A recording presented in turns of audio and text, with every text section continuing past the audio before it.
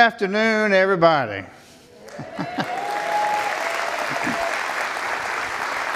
I really appreciate the video. As a matter of fact, everything I was going to say you've already seen. So, why don't you just take the rest of the day off? Let's just call it. I mean, I've only got 40-something days left. What are they going to do, fire me? Actually, that's exactly what they would do. So you don't have the rest of the day off. In fact, we may tack on another 30, 40 minutes because you really should be doing your work instead of being in here with me today. So thank y'all so much for being here. It really is my honor and privilege to show you what you have accomplished.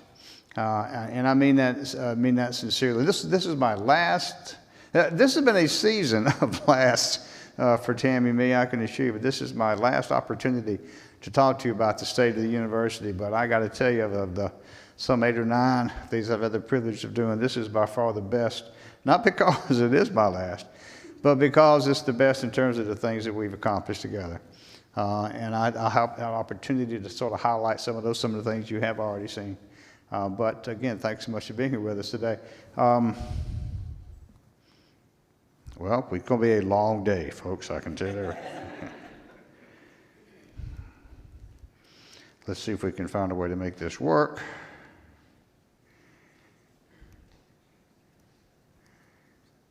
Okay, it buzzed at me. There we go. All right. So it's an opportunity to spend a little time talking about this past year and the great things that we've accomplished. I want to extend that just a little bit to talk about some of the time that we've all had together here. We'll talk a little bit about the future and then focus briefly on what the future holds for us and for this institution.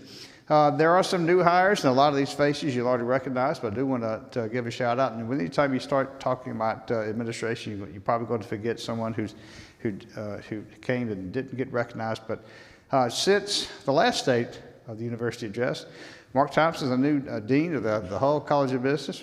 Mark, appreciate you stepping into that. Beth Neesmith has stepped into the interim role, the College of Nursing. We have an active search underway to complete that search. Nancy Young took over the deanship of the Dental College of Georgia. Okay, this is going to really be a long day if we can't get this thing to work here.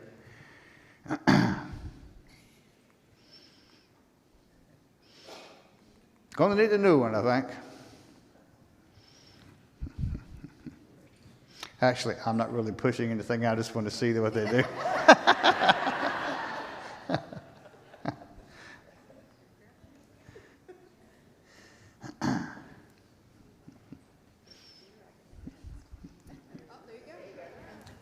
Okay, well, we're going to be here about 4 or 5 hours. There we go.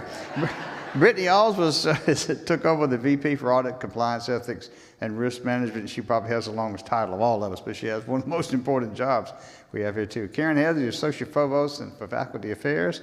And Ralph Turner, the new Market President of WellStar MCG Health. And I especially want to give a shout out to Ralph for the great work he has already done, and that partnership has already exceeded any expectations we could have had. We're really, really excited about having Ralph here. I didn't do anything that time. That's great. Aisha Lavin is the new interim associate VP for Academic Affairs in the Provost Office, and we appreciate that. Green forward, green backwards, and I don't know what that does. I think it says explode. Okay, we won't do that. And Garrett Green has taken over a new role, sort of an extension of his previous role as Associate VP for Access, Success, and Belonging. So congratulations to all these new faces and old faces and new roles and the positions they've taken. We really look forward to seeing where you take this place. The legislative session is completed. It ended at the end of March, I believe the exact date was around at that point in time. We're always excited when that's over with because strange things happen when the legislators are in session. And for us, a lot of good things happen this time around. In terms of allocations, we had the state funds, not a reduction. I used this slide last year, and there was an actual reduction of some over $10 million, as you may recall. We've got that restored. So we had an increase in our FY25 allocation of just over $10 million. Enrollment earnings of $13.8 million of new money, and I'll talk about enrollment a little bit more. And what a great tribute to all of you and the great work that you do to increase our enrollment. And there's so many reasons for that I'll touch on in a minute. But as you can see, it turns into real cash for us, which allows us to reinvest in the great things that we're doing here. We also got a small cap to help us with some of the improvements in the interdisciplinary research building of $5 million. That's a scratch on the surface of all the things we need to do, but at least it is some progress. And then the two final things are really incredible, exciting opportunities for the Medical College of Georgia and the Dental College of Georgia. We are expanding our MCG campus in Savannah. We're going to be having 40 students start there. In fact, they'll be starting this coming summer. Construction, renovation of space on the Georgia Southern campus of the old Armstrong campus allows us to do this, and we're really, really excited about that. The 4.7 that you see there provides us with sort of startup money as those students come on board. And then the governor announced a brand new initiative for the first time in anybody's recent memory of being able to actually build a new dental school on the Savannah campus of Georgia Southern University, very close to where the medical campus will be, for an expansion of the Dental College of Georgia, $178 million. And this is, although it's in Savannah on the Georgia Southern campus, it's our dental school. And Dean Young has already got plans in place moving forward to try to determine what it's going to take to construct from a greenfield dental school. A very exciting opportunity. And we certainly wish you all the best and luck in terms of bringing that to fruition. $178 million is quite a bit. So we're really excited about the outcome of this past legislative session and look forward to spending this money, as I'm sure you all do.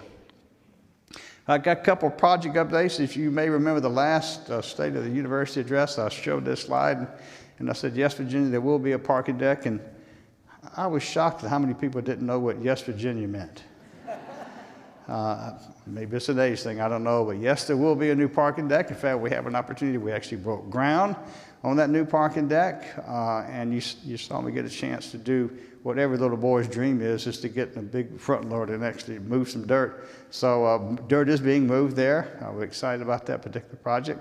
And we also closed the deal on WellStar, which I got to tell you, we have been working on this well before COVID. In fact, one of the first couple of meetings I had when I started this position in 2015 was try to determine what can we do to provide the type of support that the 8th largest medical school in the country needs.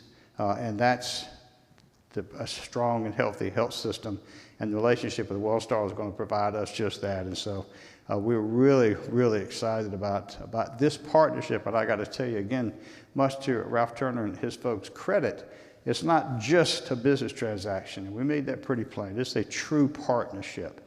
And what it's going to do for the Medical College of Georgia, it's going to be absolutely phenomenal. What it's going to do for the community is going to be outstanding. But more importantly to that, it's not just MCG, it's the entire university that's going to be impacted in a very positive way by this. And we are really, really excited to see where this is going to go. And along those lines, there's also going to be a hospital in Columbia County, which we've been trying to get the attorneys out of the way. No offense to our attorneys well, there is an offense to the attorneys in our day, but that's why we didn't get a hospital in Columbia County. It was because of the attorneys, plain and simple. We got beyond that, and we are going to have a new hospital in Columbia County that our WellStar partners are helping us with, and we had a chance to break ground on that and to sign a beam raising at the same time with the chancellor, the governor, and the first lady of the state of Georgia there. And it's going to be an incredible complex, and what an opportunity for the citizens, especially of Columbia County, but of this whole area, to finally have a hospital in their area. We cut the ribbon on the fourth floor of the College of Science and Mathematics building, which gives us much needed research space. And along those lines, we know that we are in desperate need for research space, especially wet lab and computational research space. The Board of Regents has said they're very committed to doing this, and we expect next year we'll start seeing some positive movement on that. Your new president will have the opportunity to shepherd that in, but I'm really excited about what that's going to do for us. But this gives us a chance right now today to have a state-of-the-art research space, especially associated with the College of Science and Math. You all know we've had a literacy center for quite a few years here. It's been a part of the DNA of what we are as a university. That center was moved to the hub down by the Health Sciences campus, We have the great privilege of now naming that the Paulette Harris Literacy Center, and in the memory of Paulette Harris, who was a true pioneer and in literacy in this community. What a great tribute it is to her, the great work that she has done in our College of Education and Human Development. So, well, what an honor it was to be able to present that, and as you saw, to present the President's Award to her husband in memory of her for the great work that she has done. Augusta University online officially launched. I'm told the enrollment is now over 450 students, and we're not doing what Georgia Tech is doing. It's not a massive online type of program, but it's a steady progress forward. And much thanks to the dean and the great work that we're doing in that particular college, if you will. And it's really going to help us address the needs, the educational needs of students, not only across this state, but across the world. And our School of Public Health we are now officially a School of Public Health. Congratulations, Dr. Waters. And we're on our road to accreditation. So it's a 2-year process, a lot of hard work ahead of us, we know that. But what a great opportunity for this university, our students, and the patients and folks in the community that they will serve. I want to mention Operation Move. We had a most unusual Operation Move in this past fall, as I'm sure you know, when we had over 400 students get ready to show up, 2 weeks, and no dorm for them to go into. And it was the most amazing operation that I've had the privilege of being part of for a couple reasons. Number one is how this campus came together. They dropped everything they did. It didn't matter what department they worked in, whether they had any contact directly with students at all. They came to the table and said, what can I do to help? And that was absolutely, truly amazing. It really speaks to the heart and soul of what this institution is. No matter what your job description says, we all pitch in when it's needed.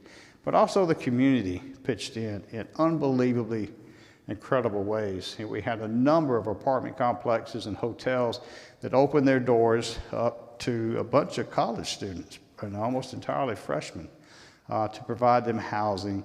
And it was a beautiful opportunity to show this relationship between Augusta and Augusta University in a very creative ways. And thanks to our staff and thanks to the community for making that possible.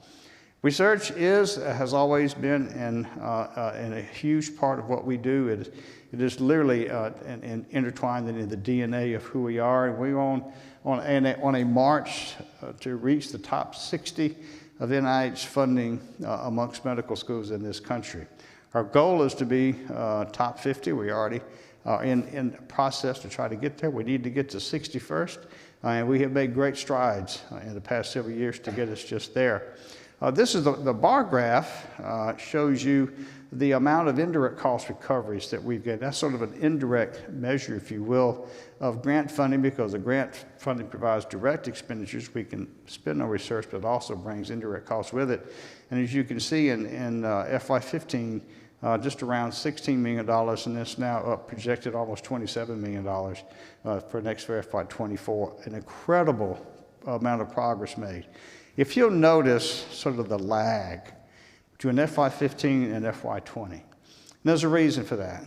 And that reason is we had to be very meticulous about righting the ship at this institution, especially from a financial reserve point of view. There was no reserve. When you take a job and you talk to one person and they say, well, you know, and you ask, how much discretionary money does the president have? And they say, well, there's none at the university. We get that from the margin in the hospital. I said, oh, okay, cool. And I had a meeting for next week with the hospital. I said, how much reserve my margin you expect to gain? They said, oh, well, there's no margin at the hospital. So there's no reserve. And we have been meticulous in trying to build that reserve back to a point to where we can now make strategic investments in research.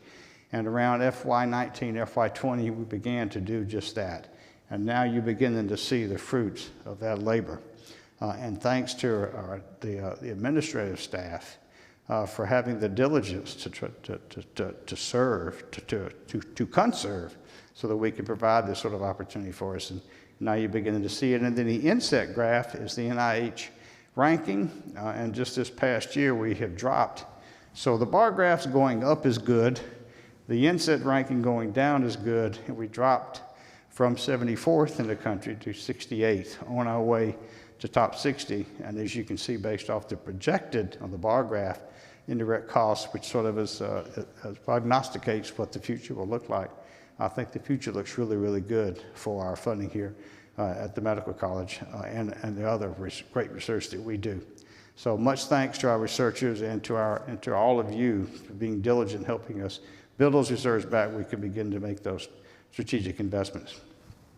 As you have heard me say many times, and I will never get tired of saying it, one priority at this university, that's our patients and our students. Everything we do here centers around providing the most outstanding educational opportunity we can for our students and the very best high-quality, high-tech care for our patients. Everything we do centers on that. And that has allowed us to set ourselves apart from every other university in this country. And I know that one single priority will be maintained no matter who sits in the office in Anthony Hall. We are laser focused on enrollment as you would expect us to be. And our goal is a target of 16,000 students by the year 2030. Now, when we first started going up to the system office for our annual budget conference with the chancellor, we were literally laughed out of the room of setting a goal for 16,000 students. I mean, literally laughed out of the room, to the point I got criticized of having too much, being too aggressive and thinking way too far outside of my lane in terms of what this institution could accomplish. They're not laughing anymore. We have had an unbelievable increase in enrollment, a 27% increase in enrollment since 2015, a year-over-year increase in enrollment of averaging about 3% from 2015 to this past fall. And when you look at the previous 5 years, a year-over-year decrease in enrollment of about 3% as well, a complete 180-degree turn. There are a heck of a lot of reasons for that, but all of those reasons fall at the feet of every single one of you, because you're the ones that have made this possible. And I can't tell you what an impact this is having, not only on a university here in Augusta, but the reputation we have throughout the entire system. And to sort of put that in perspective, I went back and actually looked how many other universities in the system can claim that sort of increase. So this graph shows you the percent change in enrollment for each institution, all 26, comparing 2015 to 23. And what you see is that during that period of time, only 10 institutions actually had an increase in enrollment during that period of time. 16 institutions have had a decrease in enrollment comparing 2023 fall to fall of 2015. The one on the far left is the system office, and this increased about 8%. But Augusta University has shown a 27%. The only two universities that are higher than us are Georgia Tech, and that's primarily because of this massive online degree program where they have some 25,000, 30,000 students enrolled in a single class. And Kennesaw State University for the great work that they're doing there. So we're in an elite group of institutions. And again, it is because of your focus on that priority, our students, and I can't thank you enough for helping us set ourselves apart and for staying the course for enrollment. It's not just butts and seats, pardon the expression, but it's also credit hours that we generate. And Yvonne Turner would be the first to tell you that's an important metric, because that tells us what the finances are going to look like. And we can't reinvest in something if we don't have something to reinvest in and something to reinvest in that with. This shows you how our credit hour production has increased over that time in the inset from academic year 19 through academic year 23. And then the horizontal bar graphs show you the increase we see in each group. And the group is about the funding formula. The black bars show you the most recent fiscal year. Group 5 is MCG, DCG primarily, which we get the highest amount of funding for. So great work in terms of getting students through the door, but also great work at getting the credit hours increased. And we have one of the highest full-time percentages of any institution in the state as well. One of the highest, and I'm very, very proud of that, and you should be as well. Great athletics here at Augusta University. If you've not been to a game, you need to take advantage of it. It's fantastic entertainment, but also what a great way to show your pride in Augusta University. We've had a lot of success this past year. Some examples, our men's golf team won the Southland Conference championship, and they made the regional debut, and our ladies won the Southland Conference as well, and also made regional play. A golf team, our men's cross country team won the Peach Belt, and they have been routinely winning the Peach Belt Conference and doing great work there.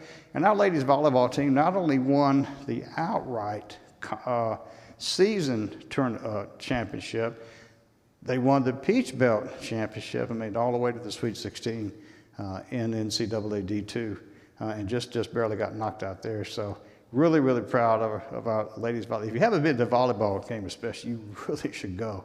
It is a wonderful, wonderful way to show your pride for this university and see those ladies perform. And our ladies basketball team, under Coach Stewart, I think it's only her second year. They didn't win the Peach Belt Conference, but they placed high enough to actually go to regionals. In fact, one of the best seasons our women's basketball team has ever had. And we're really, really excited and proud for them. And that coach is doing an amazing job. And she's really going to take these ladies to great heights. So congratulations to our athletics team. And you saw the unveiling of a new Augustus. He's not nearly as pretty as the real Augustus, but you're beginning to start to see those statues around campus. There's one just right outside here as you go over toward Allgood. And you're going to be seeing one of these in the Bushfield Airport here very soon. Some of the folks get off planes there, especially at Masters. Can you imagine that? Beginning to see that mascot sitting right in the middle of the way you go out. So what a great way to further spread the word of Augusta University. Now, I started this position 9 years ago, having left Georgia Southern University. I started in July of 2015, and there's been an amazing amount of progress being made by then. And I'm going to take a little bit of personal preference here, if you don't mind, because we have a 200-year history, so just the time I've been here is not all that important when you think about it. But think about what we've accomplished since 2015. We all have a lot to be proud of. We've gone from GRU to Augusta University, and if nothing else happened, that's enough. That's enough. And, and thanks to the Board of Regents, seriously, for having a lot of courage to go back on themselves and change the name. But that one single event, I think, has done more for the reputational aspects of this university. I've learned a lot about marketing and branding since that point in time, but it's given us a chance to instill pride, I think, in the community and spread our reputation throughout the state and certainly throughout this region. We've had some capital improvements, as I've already talked about. During that period of time, we expanded the Georgia Cancer Center. We built a bridge across over to the clinical component. We built the College of Science and Mathematics. We finished off the fourth floor with that. We built 2 new dormitories on the Health Sciences campus. We constructed 320,000 square feet of cybersecurity space, $100 million, the largest single investment of any state in the country to date in cybersecurity.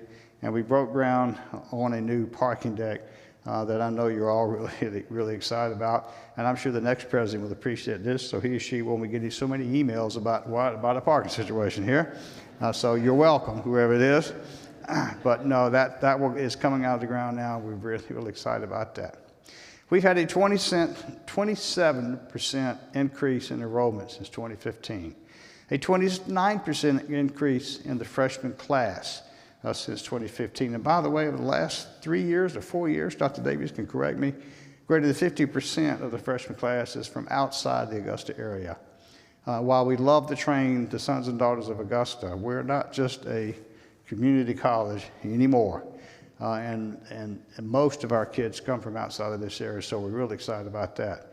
We've had an 82% increase in graduate enrollment, and our new dean of a graduate school is really taking it to another level, and a lot of this also is our College of Education and Human Development. Dr. Wilson, thank you so much for the great work you've done. 82% increase in graduate enrollment since 2015. 20% increase in credit hour production since 2015. We've had a 35% increase in academic programs from 124 in 2015 to now, and actually this slide, this notice is not right. It's not 167. It's 168. Board of Regents just approved our new Bachelor of Science degrees in data science yesterday. So we're not, absolutely. We are continuing to increase, and I know this is only going to get more as we move ahead. A 32% increase in degrees awarded since 2015. I've had the privilege of attending commencement, officiating over my last commencement this past week, and since 2015 we've graduated close to 20,000 students, and that's what this is really, really all about. In terms of research, a 38% increase in NIH funding since 2015, and a 50% increase in indirect cost recovery since that time. So we have made tremendous progress. But as they say, all good things got to come to an end. And after 40 years in higher education, I have made the decision, along with my bride, to retire and to move on to other things. But my career didn't just start 40 years ago. My career actually started here 50 years ago. In the fall of 1974, I entered Augusta College as a somewhat bushy-haired, much to my father's chagrin, and certainly naive freshman. And 4 years later, started the Medical College of Georgia in 1978. So my career really started here 50 years ago, and it has come full cycle, full circle, to where I'm ending it here, and I can't think of a better thing to do than to start and end your career in the same place. And interestingly enough, the very first paper that I ever published, peer-reviewed paper ever published, was in laboratory medicine in 1979. And it was here as a young graduate student in the Medical College of Georgia. The last paper that I will have published in my career was in laboratory medicine in 2023, and it was done here. And thanks to our colleagues in the clinical lab at now Wellstar MCG Health for allowing me to be part of that. So this career truly is a full circle. I have been all over the country since leaving the Medical College of Georgia, and it finally has brought me back home. And this is not my final move. I've got one more move to make, and we're going to be making that to the end of June to what what I hope will be our final move. The next move from there is in the ground. And I hope that's a long way off, but I won't know anything about it at the time. At that point, I really won't care. Now, you've probably heard the old saying that if you ever see a turtle on a fence post, he did get there by himself. He had help. Who was the jerk to put the turtle on the fence post to start off with? Have you ever wondered that? I mean, at any rate, you get the point. That turtle didn't get there by himself, regardless of who put him there. And I have a tremendous amount to be thankful for. And I'm delighted to be able to see all your faces the best I can, to be able to thank you in person. I want to start with the President's office. And of course, Russell Keene, came here with me from Georgia Southern University. We had 5.5 great years there. And he has been not just my chief of staff. That title does not do him justice. He's been my colleague, my friend, and my brother in so many ways. And he's one of the reasons.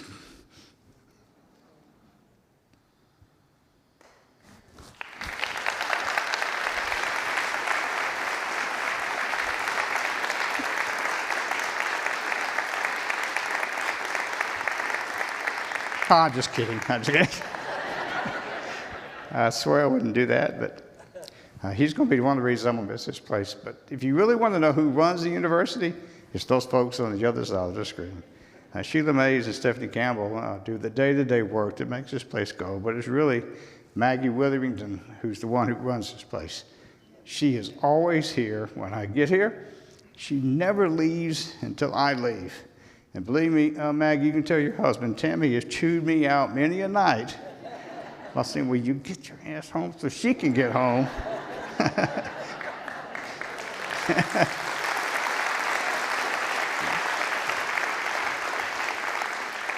But these are the folks who really run the place. They let me stand out front and take credit for it, and I can't be grateful enough. I've got an outstanding President's Executive Cabinet, in addition to Russell, of course, Neil McKinnon, David Hess, Michael Schaffer, Yvonne Turner, and Chris Melcher do all the real hard work to make this place go. And then there's the extended President's Cabinet. And many of you in the audience, you know who you are. We've got the best administrative team and administrative cabinet that I know of. And I get an opportunity to receive a lot of credit for stuff that happens here. But I know full well you are the ones who have made this work. And I just get to be the mirror that reflects all your great accomplishments. And I will never be able to thank you enough. I get asked all the time, are you looking forward to retirement?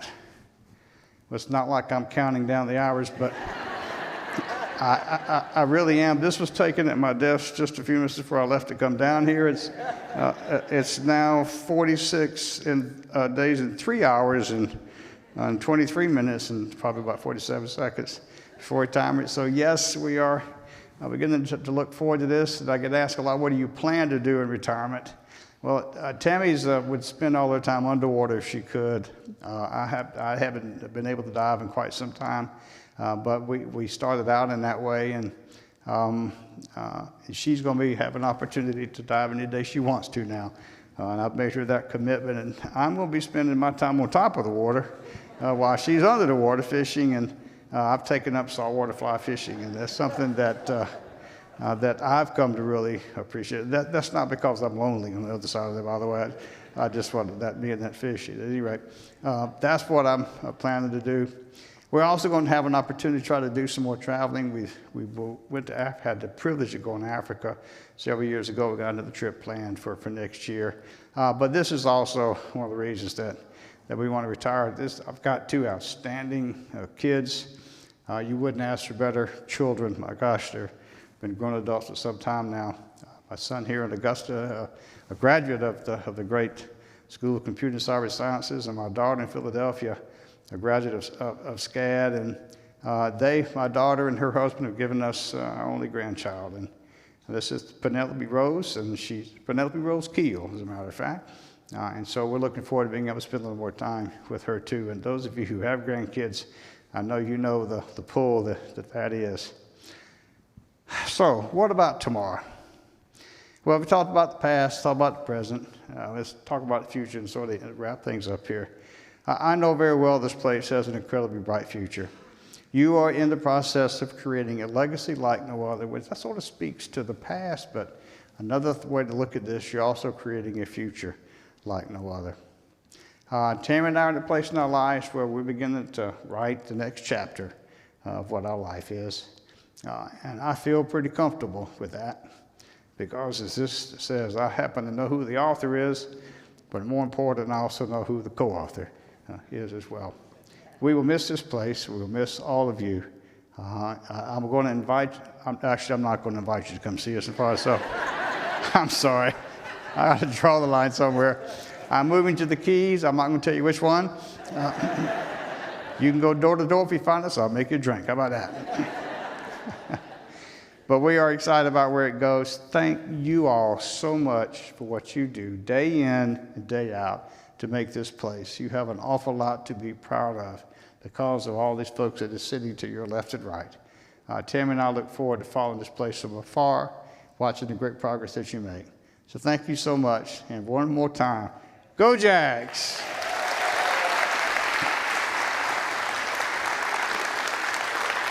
Thank you.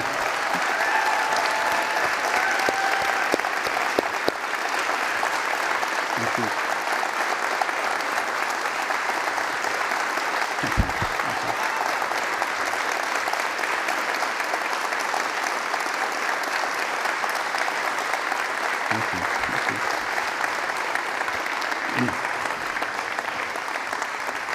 Get back to work.